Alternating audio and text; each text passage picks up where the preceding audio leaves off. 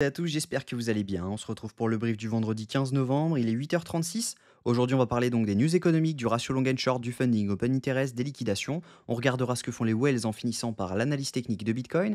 Mais avant ça, on va regarder donc ce qui s'est passé hier. On a eu un beau retracement comme annoncé, hein. On avait donc ce pump and dump à prévoir. Maintenant, ce que j'attends de voir, c'est est-ce que le shosh qu'on a eu là a été valide ou non? En soi, oui, il l'est, mais il est très limite quand même, hein. On est vraiment, à la limite de la limite, donc il est valide parce qu'on a clôturé en dessous. Maintenant, voilà, hein, donc on n'est pas encore baissier en H4, on est baissier en H1 pour moi, mais on n'est pas encore baissier en H4. Donc on peut encore continuer à up. Donc ça veut dire que c'est dangereux de prendre des trades actuellement parce qu'on est, sur un changement de tendance en low time frame, moyenne time frame, mais haute time frame, on est dans une autre.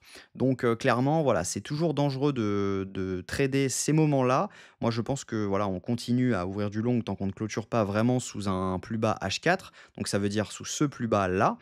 Tant qu'on ne clôture pas là-dessous, je pense que on n'a pas vraiment à s'inquiéter pour le moment sur la tendance. Donc là, la dernière fois, c'était Cello ici, maintenant c'est celui-ci.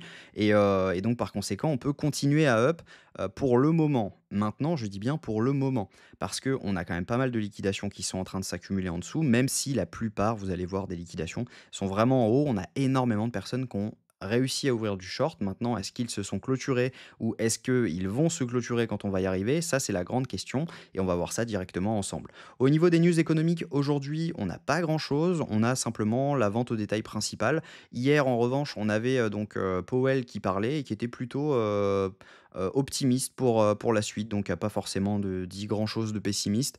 On reste dans la même optique actuellement de baisser les taux. Donc, plutôt intéressant. Au niveau du ratio long and short, on a une augmentation du nombre de longues sur les dernières 24 heures. On a 53% de longues pour 47% de short. Donc clairement, voilà, on a des liquidations qui sont en train de s'accumuler sur Binance. Mais si jamais on regarde les funding, open interest qui comprennent donc tous les exchanges, on a clairement que du short qui s'est ouvert actuellement. On le voit clairement à la baisse des funding et la hausse de l'open interest. Donc ça veut dire que tout simplement juste ici, donc si jamais on prend cette zone-ci à cette zone-ci, on a exclusivement du short qui s'est ouvert là-dedans. Donc ça veut dire qu'il y a énormément de liquidations à venir chercher au-dessus de ça, énormément de liquidations à venir chercher au-dessus de ça. Donc actuellement, maintenant, si jamais on regarde à court terme, on a eu des liquidations qui sont en train de s'accumuler au sud parce qu'on voit clairement l'open interest monter avec des funding montés dernièrement. Donc ça veut dire que ici, ce sont exclusivement des longues qui se sont ouverts. Je vais actualiser.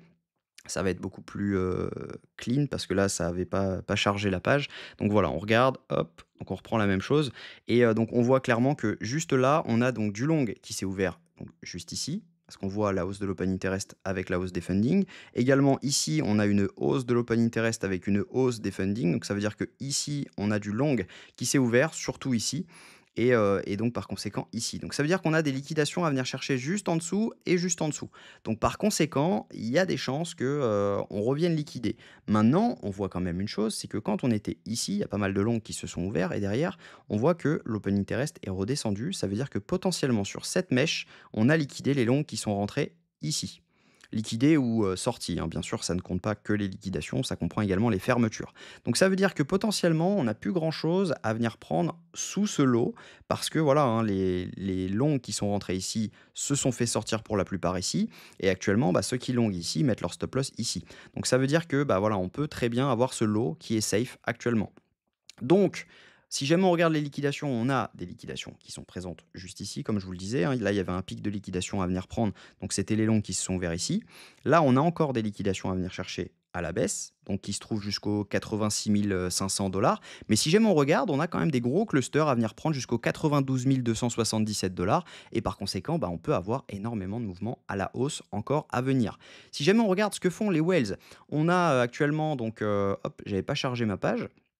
On a actuellement, hop, donc des whales qui sont en train de vendre ce mouvement, donc on le voit clairement sur la charte verte, des retails qui sont en train d'acheter, donc c'est eux qui propagent cette stagnation, et des micro-whales qui sont en train de vendre. Donc attention quand même, parce qu'en général, quand ça se passe comme ça, on vient recte les retails et derrière on repart. Donc il faut faire attention. Donc, à mon avis, il n'y a pas forcément de longue à ouvrir actuellement, parce que voilà, les whales et les micro-whales sont en train de sortir progressivement. Les retails sont en train d'acheter. On voit qu'il y a du long qui est en train de s'ouvrir. J'aurais plus tendance à dire qu'on peut avoir un dump, mais malheureusement, on n'a pas vraiment de setup de short. Même si jamais on se met en H1, on en a, hein, bien sûr. On a potentiellement donc cet order block à revenir chercher, donc juste une mèche au-dessus de ça. Donc potentiellement, on a ça.